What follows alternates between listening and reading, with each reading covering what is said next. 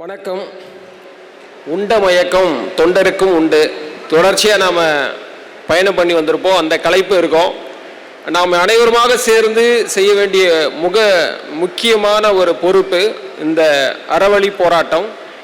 ஒன்றும் இல்லை, இப்போ அரசு ஜிஎம் ஜெனட்டிக்கலி மாடிஃபைடு இந்த உணவு உற்பத்தியை முதல்ல என்ன சொன்னாங்கன்னா, கொள்கை முடிவாக பருத்திக்கு மட்டும் செய்ய போகிறேன்னு சொன்னாங்க.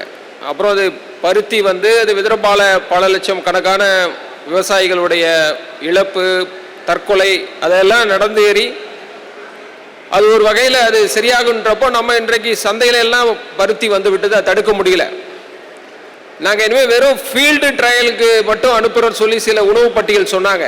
இப்போது தமிழக அரசு ஆய்வுக்காக வாழைப்பழத்தையும் உருளைக்கிழங்கையும் மரபீனி மாற்று பயிராக கொண்டு வருவதற்கான முயற்சிகள் செய்ய போவதாக திருப்பி அறிவிப்பு வந்திருக்கு. நாம் தொடர்ந்து போராடி கொண்டே இருக்கிறோம்.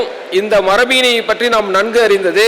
ஒரு முறை அது மக்கள் மத்தியில் அல்லது நிலத்தில் போட்டோம்னா அது அணுகுண்டு மாதிரி அது பல்கி பெருகிடும், திருப்பி எடுக்க முடியாது.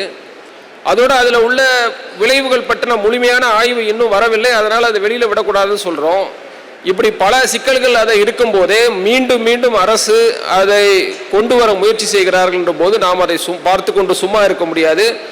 நமது இந்த கூட்டு இயக்கத்தில் உள்ள பல தோழமை அமைப்புகளும் தொடர்ந்து சென்னையில் சேஃப் ஃபுட் அலையன்ஸ்னு ஒன்று, சென்னையில் பெசன்ட் நகரில் தொடர்ந்து ஆயிரக்கணக்கான பேர் ஊர்வலம் போவோம், போராடுவோம். டெல்லிக்கு சென்று போராடி இருக்கிறோம். திரு கவிதா குருகாந்தி அவர்கள் நாளை வர இருக்கிறார்கள். அவர்கள் மூலமாக இன்றைய முன்னாள் முதலமைச்சர் திரு அரவிந்த் கெஜ்ரிவால், மூத்த வழக்கறிஞர் பிரசாந்த் பூஷன் என்பவரெல்லாம் சேர்ந்து கூட டெல்லியில் போராடி இருக்கிறோம். ஆனால் மீண்டும் மீண்டும் அரசு இதை கொண்டுவதற்கான முயற்சிகள் செய்வதால் தமிழக முதல்வர் அவர்களுக்கும் ஐயா சுல்தான் இஸ்மாயில் போன்றவர்கள் அரசோடு பயணிப்பதால் அவர்கள் மூலமாகவும் நமது வேளாண் துறை அமைச்சர் திரு MRK பன்னீர்செல்வம் மூலமாகவும் இதை மீண்டும் நமது இந்த மாநாட்டுக்குழு சார்பாக தெரிவிக்க வேண்டியிருக்கிறது.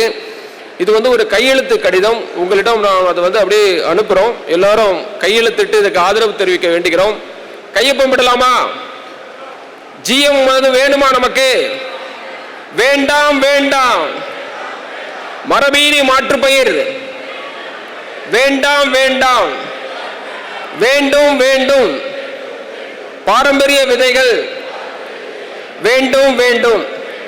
நன்றி. இதை உங்கள்ட்ட அப்படியே அனுப்புகிறோம். இதில் கையொப்பம் விடுங்க. அதே போல நம்ம நுழைவாயில் இருக்கிற பதிவு மேசையிலும் அது இருக்கும், ரிஜிஸ்ட்ரேஷன் டெஸ்க்லையும் உங்களுக்கு இருக்கும். கையெழுத்திட்ட ஆதரவு இருக்குமாறு கேட்டுக்கொள்வோம். நன்றி. அடுத்த அமர்வு